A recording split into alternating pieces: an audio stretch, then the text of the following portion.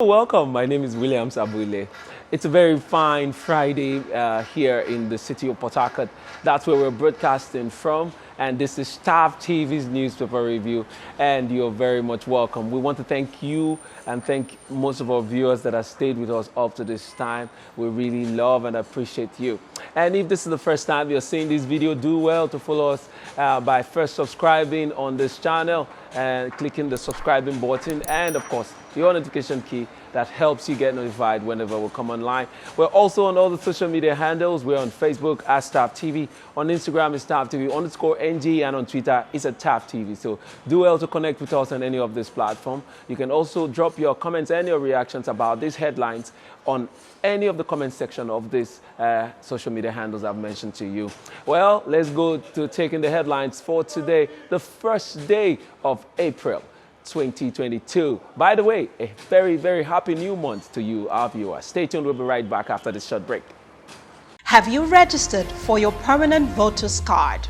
I mean, your PVC. There is a Nigeria we all seek, a place where love, peace, security, and unity can reign supreme. Waste no time. We want a country where peace and justice will be the order of the day. Unfortunately, there's a problem. One big challenge this generation has to solve. Our country cries for help every day.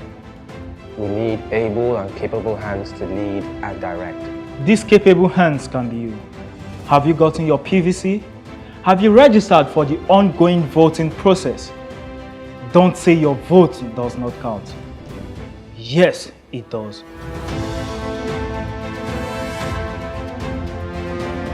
Have you gotten your PVC? Your apathy towards Nigeria's electioneering process will further inhibit our collective growth and development as a nation. Your refusal to participate and engage will keep us at a standstill. So be intentional. I have my PVC. Your votes, your voice would go a long way in preventing absolute destruction of this country and the future of our children, the hope of tomorrow. The 2023 Nigerian elections are just around the corner. Go out and get heard. Don't forget, your vote, your voice. This message is proudly brought to you by Thav Media Limited.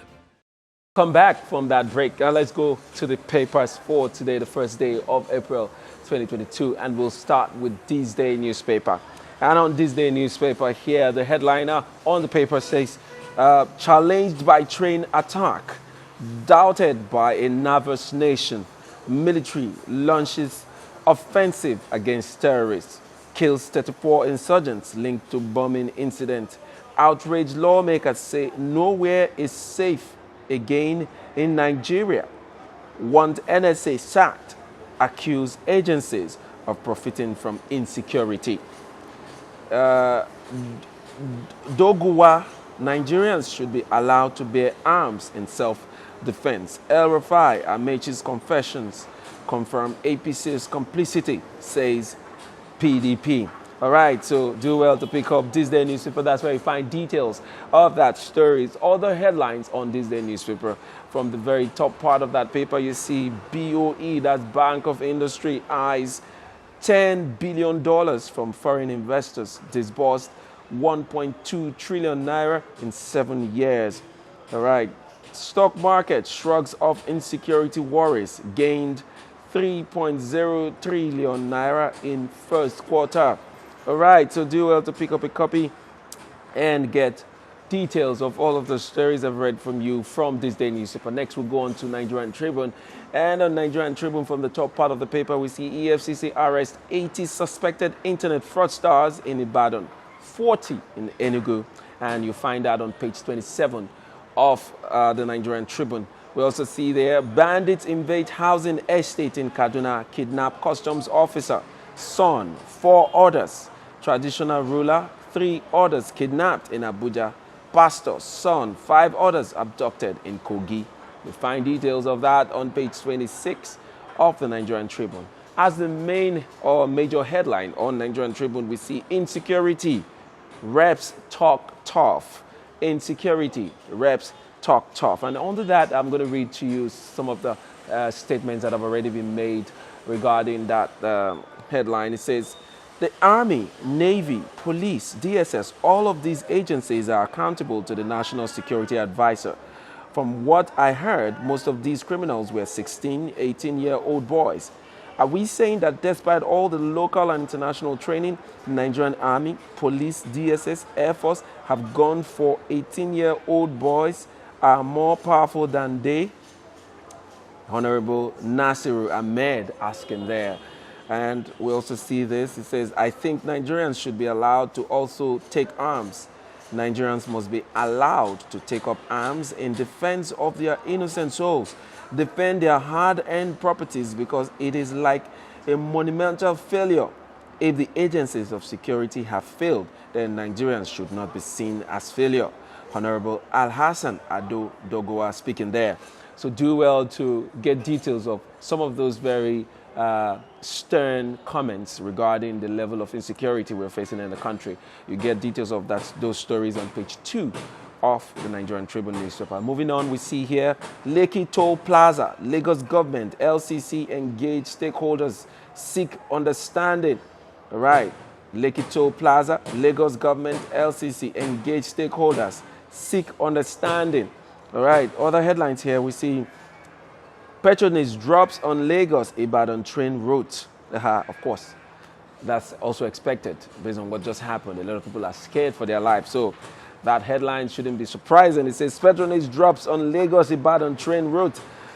Consensus arrangements. Saraki Tambawa Bala meet with IBB. You find that on page 30 of the Nigerian Tribune. All right, we move from the Nigerian Tribune. Next, we'll take on the Punch newspaper.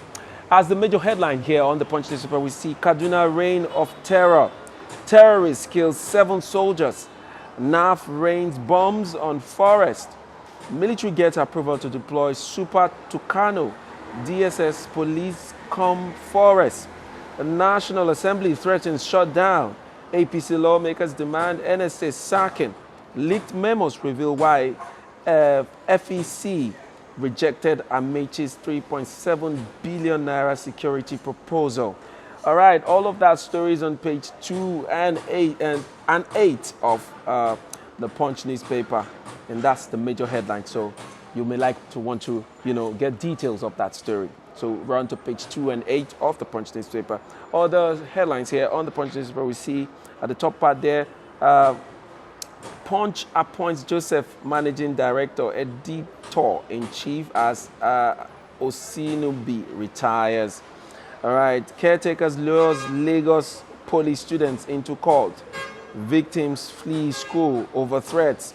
All right, and then we see here, Oyo gets NAF base, Makinde boosts construction with 500 million naira. All right, that's all we can take on the Punch newspaper. Next, we'll go to the Daily Sun newspaper. And on the Daily Sun newspaper, we see from the top part of that paper, reps furious over spate of attacks, killings. House leader advocates bearing of arms by Nigerians. El Rufai Amechi's outburst confirmed government's alleged complicity, says PDP. We find that story on page 7 of the Daily Sun newspaper.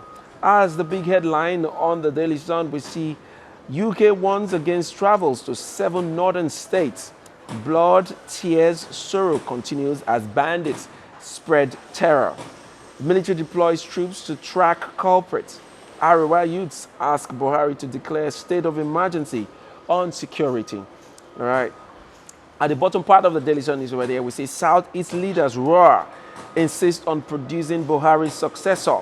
Call on APC, PDP to zone presidential tickets to region. That you'll find on page 27 of the Daily Sun newspaper. And at the very bottom part of that paper there, we see too, customers groan as banks slow down on BTA issuances. And then lastly, I'll take this one. It says, reps direct CAC, JAMB, orders to remit 195 billion naira to government coffers. All right, moving on, we'll go to the Daily Trust newspaper for today, the first day of April 2022. And as the major headliner here, we see 2023 presidency, PDP committee to jettison zoning, decision to be finalized Tuesday. 13 northern southern aspirants pick forms. Saraki Tambawal Mohammed meet IBB. We also see other headlines here. Bandits rampage in Kabuja, Kogi, Kaduna, kill 11, adopt customs officer. Others in Zaria. Kaduna City residents jittery after bomb discovery. Nigerians react as NFF sacks Super Eagles technical crew.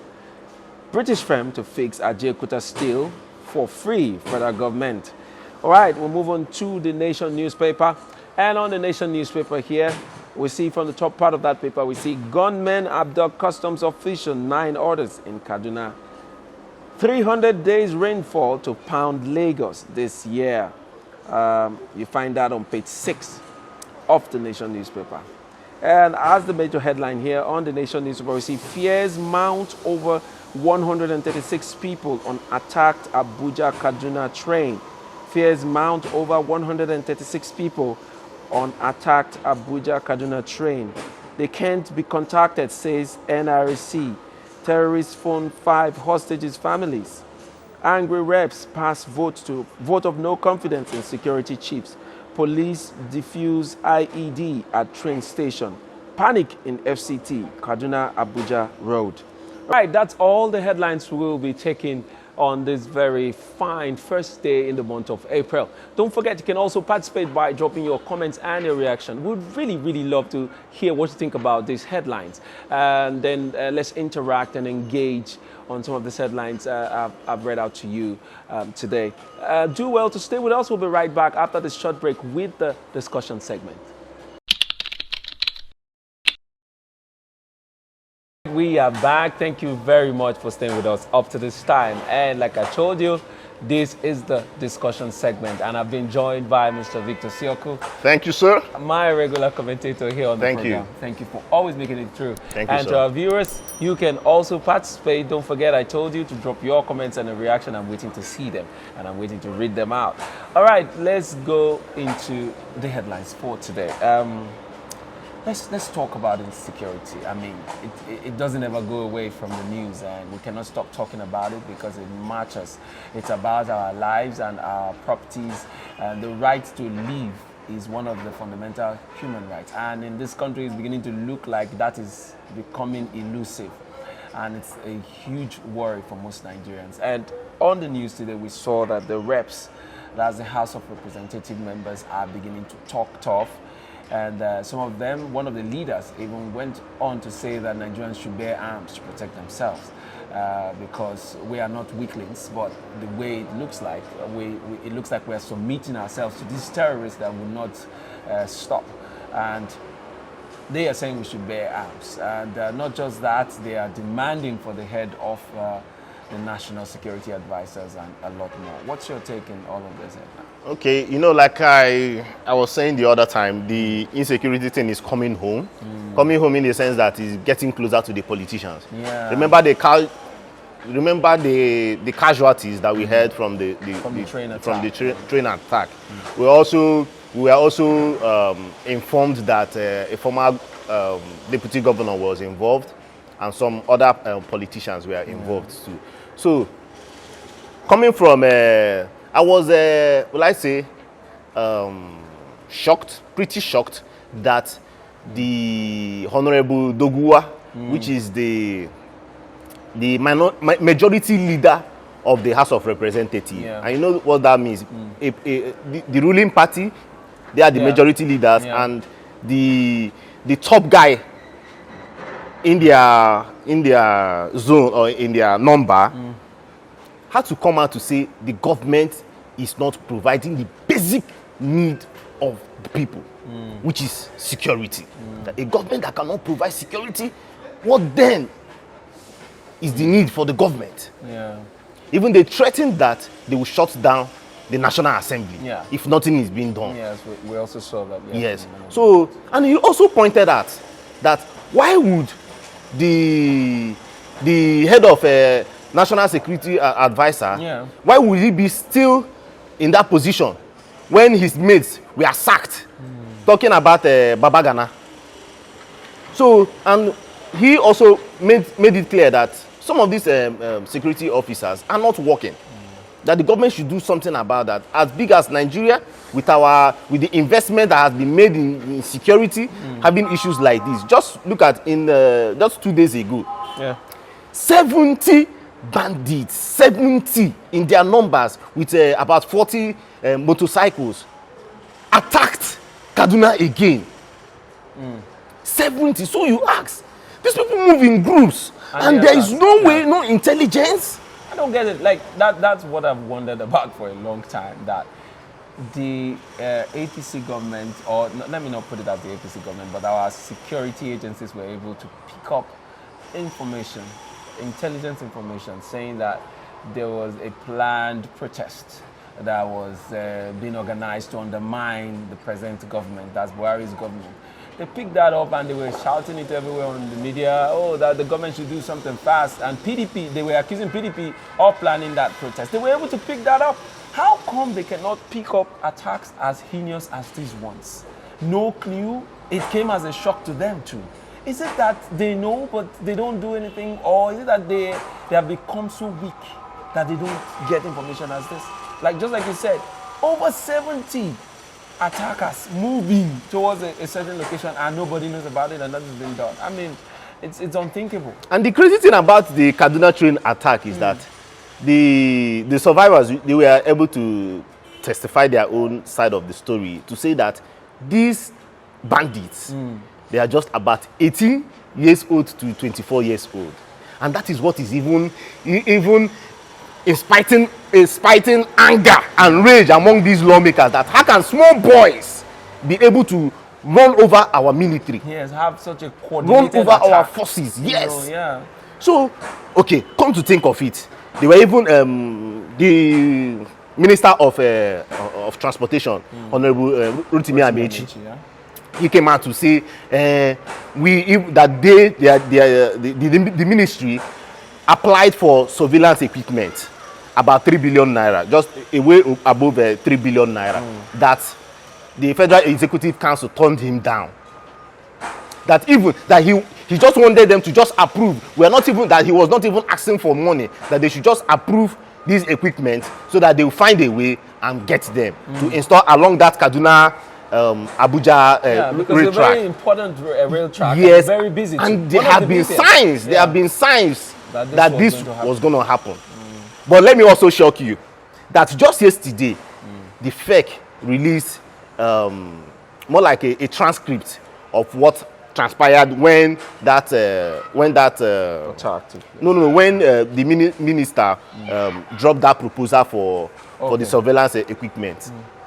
Now, can you imagine? The company that they presented had 3 persons as the directors for the company. Prince Momo, Chioma Momo, and George Momo. What does that tell you? It's a family company. I'm not against a family company, but the reasons why the proposal was dropped down was because the company, their annual, it was open for just about, they were just in operation for just 2 years. And their general turnover, their general turnover was just about 83 million naira. Applying for a contract of 3.2 or 3.7 billion naira. Yeah. So you see that discrepancy there. Yes, it doesn't really add up. It doesn't tell you what they were about to do. Yes. Yeah. Now, in the detail of the contract, another issue that came up was 3.7 billion. Okay, 3.7. Okay. In the detail of the contract, you were saying you are going to get surveillance equipment. You did not mention the brand. Neither did you mention the manufacturer. Neither did you even mention the company, the country of origin. So there was not enough technical detailing to approve this contract. Yeah. So you find the two sides of the story. Yeah. Amechi complaining about or lamenting. Accusing them of not of complicity, of not approving for this contract. The government also coming out from this other side. They find out that there is an issue between both parties. So going forward, we say already the governor of Kaduna State has come out. I've not seen El-Rufai this sober, and he's been really sober about the whole thing because his state is being attacked. It's on fire. He's been attacked I mean, every from day, all corners. I mean, it has been like this for a long time, but most Nigerians and the federal government haven't really paid attention to that state until recently. That the attacks have become endless. It's now like a daily occurrence. I mean, it happened again yesterday. On the report, we see that they invade a housing estate in Kaduna, and they kidnapped the custom officer, his son, and 4 others. I mean, it is now, and then mind you, the people that were kidnapped as yet, most of them that were kidnapped from that Kaduna rail attack are still unaccounted for, and we got reports that a few families have gotten phone calls from and some haven't. Yes. Most of them haven't gotten any phone. Now, my brother, look at another issue. You say that, the first report was that about 970 passengers were in that train, but the manifest had only 300. Yeah, the same thing that I heard someone saying that he has flied that route before, and that what they do is that they hoard tickets so that they can pick up people along the rail. Exactly. And then, these ones that they pick along the rail are illegal. So those money goes to their pockets, not to the government. So they have been putting a lot of lives at risk in trying to get menial or small monies to try and sustain Now, I also put it to the Railway Commission for these issues that you just mentioned. There is a CCTV camera in all of our our trains, inside the trains. So are you not telling me that they can't? Yes, they don't know that when these guys go out, they go in front and start picking passengers. Because I don't want to think that they don't review the CCTV footages. Yes. I want to believe that they review these footages either daily, weekly, or monthly, but it sure has to be subject to some kind of reviews. Because what are they there for? They are not, fashion gadgets. These are gadgets that are there to help you know the workings of your staff members. And with the reports that we've gotten from how these trains work, even we've seen videos on social media where the ones that run from here to Port Harcourt, from Port Harcourt to Aba, how they stop at very dangerous looking places to pick passengers. Yes. You don't know who those guys are. They could be armed bearing passengers, and you don't know that.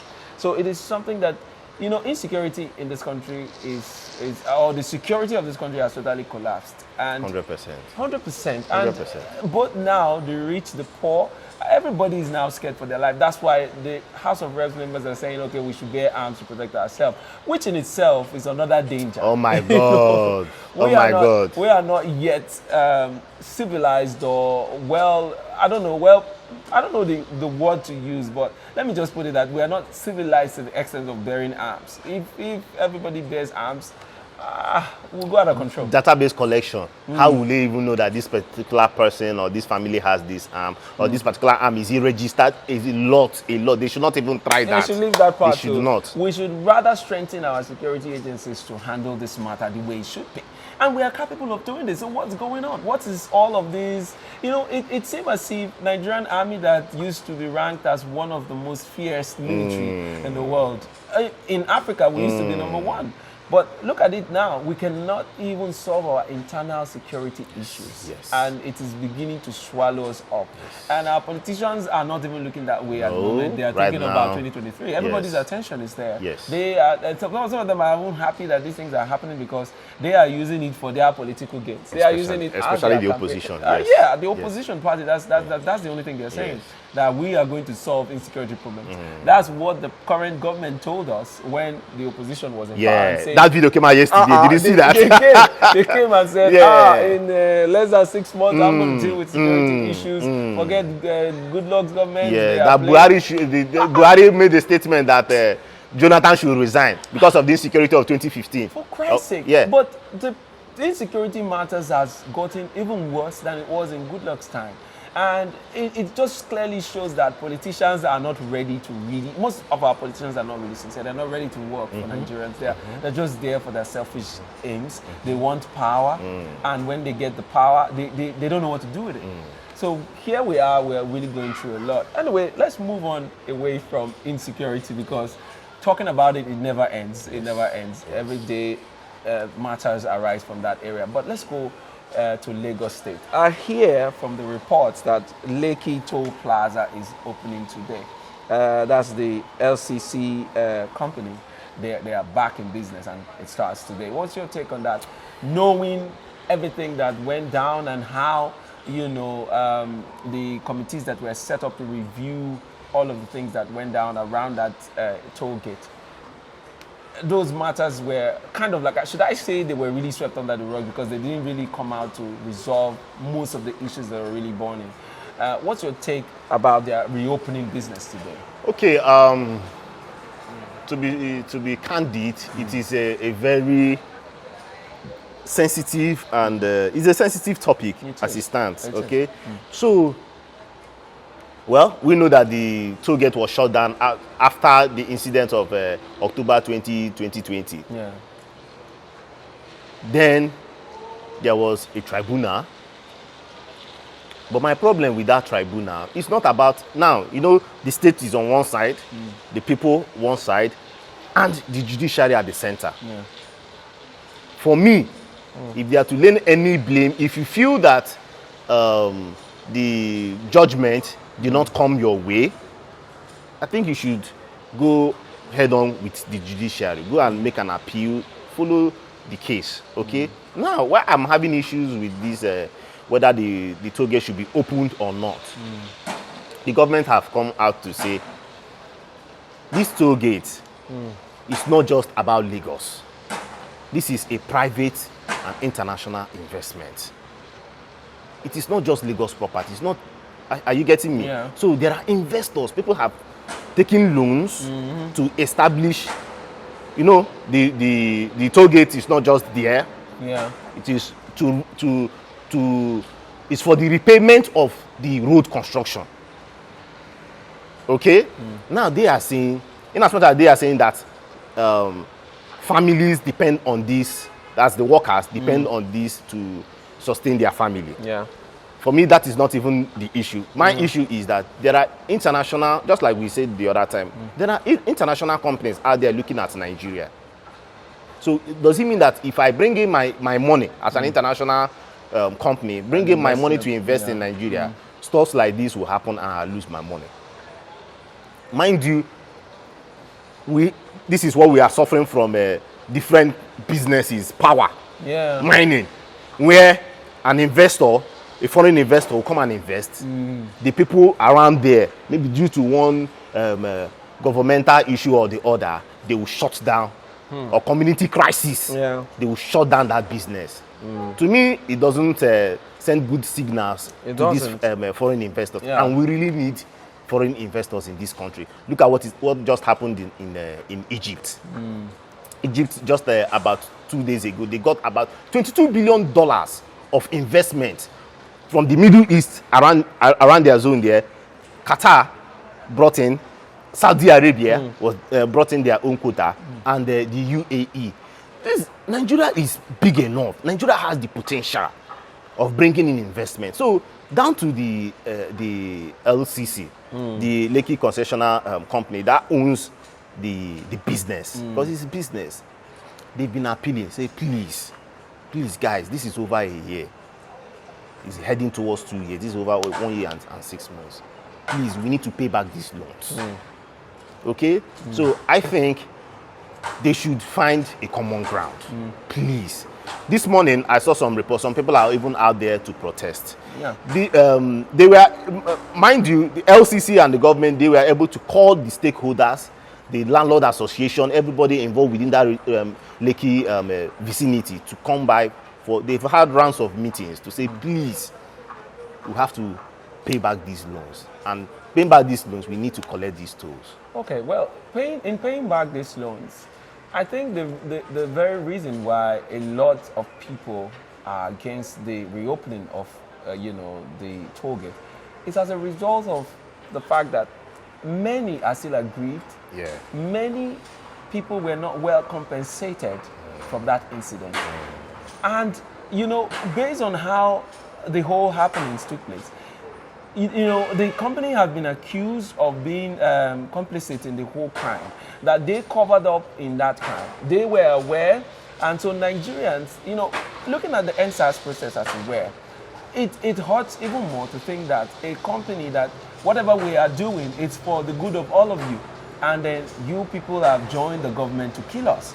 So if people are going there to protest, it must have been as a result of the fact that they feel aggrieved, they were not well compensated. There are still people with injuries, bullet holes, a lot of things. Some people are already amputated from that night's shooting.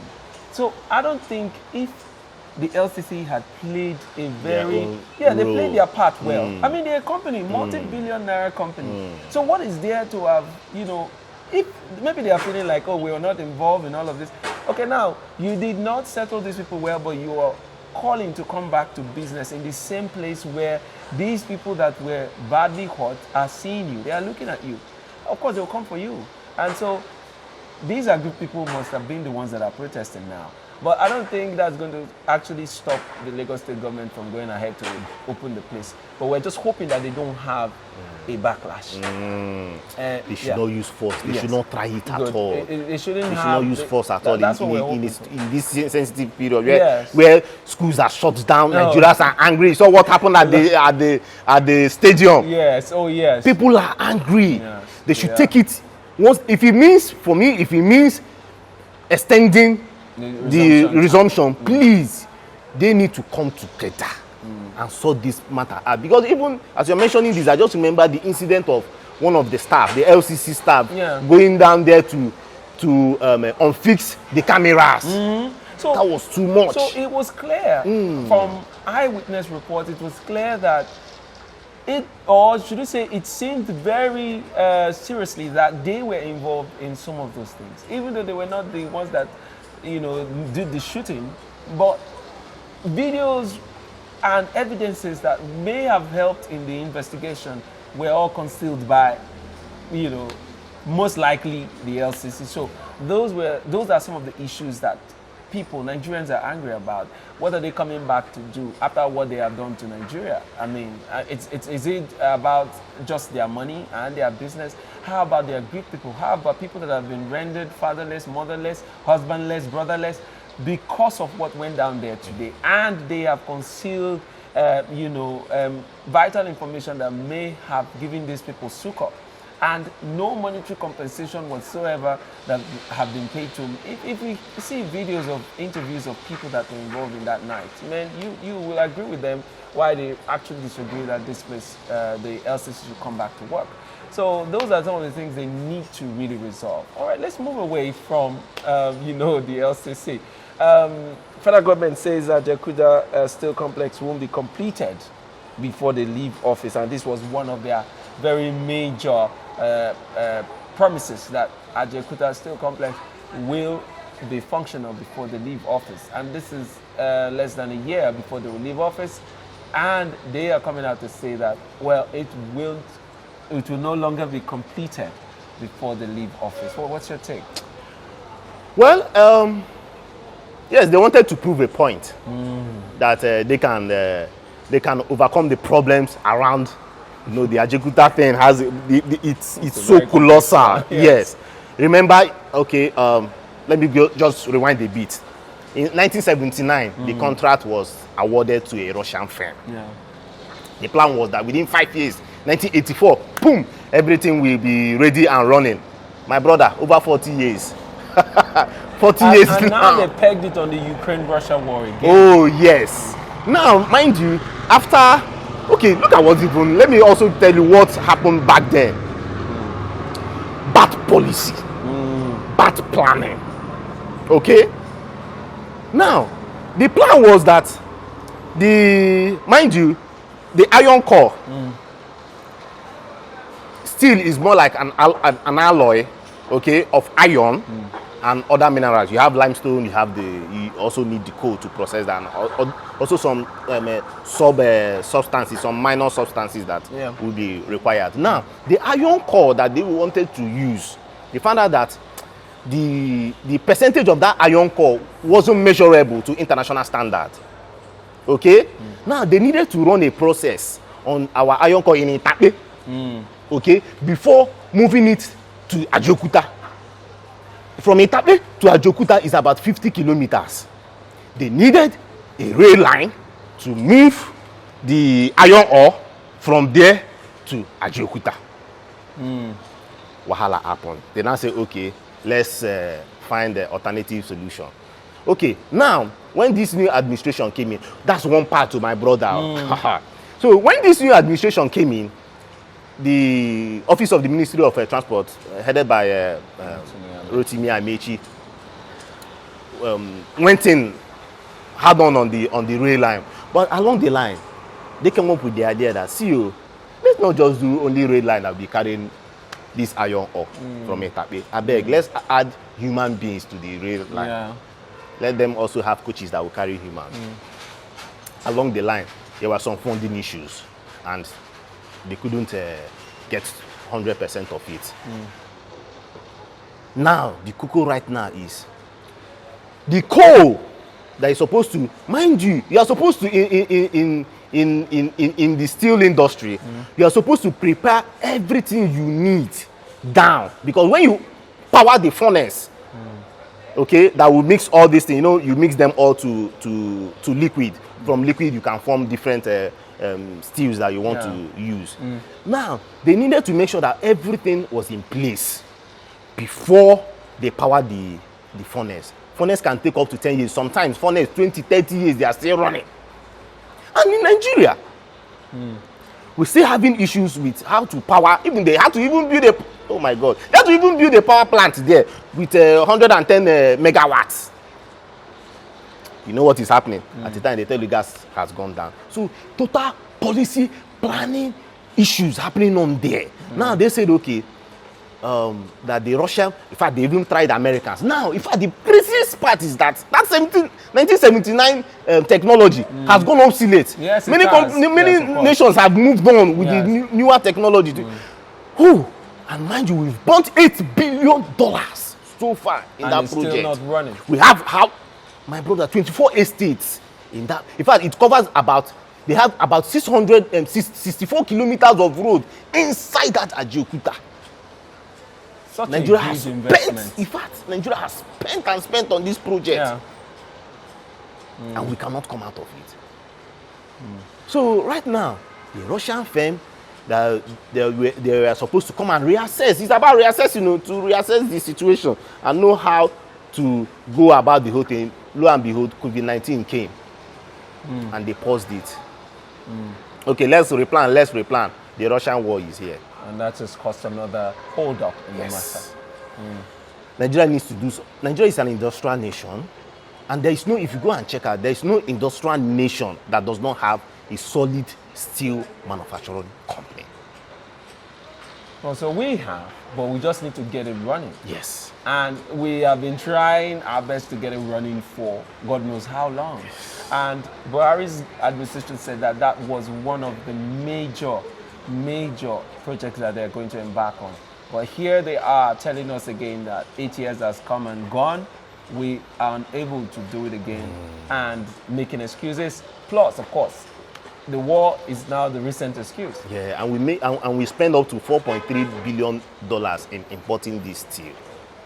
Such a huge amount of money. Just imagine that the money is in here, embedded here, and we are okay. Even Nigeria, oh my God. Okay, look at what is happening in Russia now. That the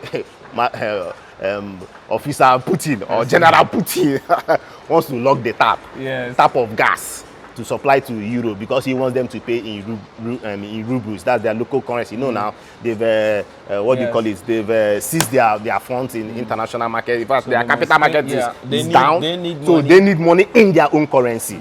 So they now want to shut down the gas pipe. Imagine that Nigeria in this, because Nigeria has virtually everything. We do. Our reserves that has not been even fully studied. We are like 9th in the world. We supply about 3% of the world's gas. In as such a years, the gap is too much from Nigeria and Russia. Russia has about over 20%, I think about 24% reserve. But now, oh my God, sorry I'm taking you off. No, but now, the reserve that Nigeria has, mind you, like I told you, we've not even explored real well to find out. I know that by the time we go hard on it, it's just LNG that is doing most of the job. By the time we go all out for it, we find out that Nigeria has a whole lot of even at night, we are not even utilizing them. In fact, the gas that we are even using in Nigeria is not even enough for us. That's why the prices are going so high. Yes, gas price has increased. Nigeria has so much minerals. We have so much God-given natural resources. Look at barite. Oh, I need to congratulate the current government in barite exploration. Barite is a chemical that oil and gas industry they use for their drilling fluids. Now, drilling fluids, many a time their densities are not so high. Oh, come on, how do I reuse this? Okay, their density, as in the toughness, are not so high. Then when you add barite to this liquid, it starts blow out, as in explosions from the ground while they are drilling. Now, before now, Nigeria, we were importing from Morocco. Okay, but now we are so sufficient that we are even exporting now to Ghana and South Africa. Mind you, Ghana is very close to us. South Africa is very close to us. Now, you know, now Morocco is up there. Nigeria is at the middle.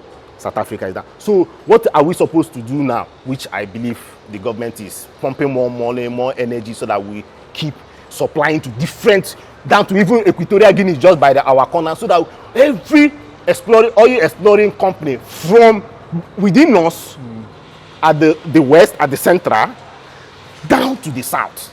If you can achieve that, more money comes to the cover of the government. Like I told you, I mean, Nigeria is so blessed, and if really we look deep into Nigeria, we have so much to offer the world and self-sustain ourselves.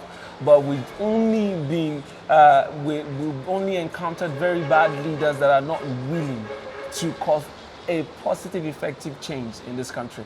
And that's what we pray that in 2023 will happen. That's why, our viewers, you need to get your PVC and get involved in 2023 general elections. Your PVC is your voice, your power, and your choice. So you need to get involved to cause the effective change that we keep talking about here on TAP TV's News Super Review. That's all we'll be taking today. My name is William Sabule. Engage us on all our social media platforms. Until next time I come your way again, my name still remains William Sabule. See you next time.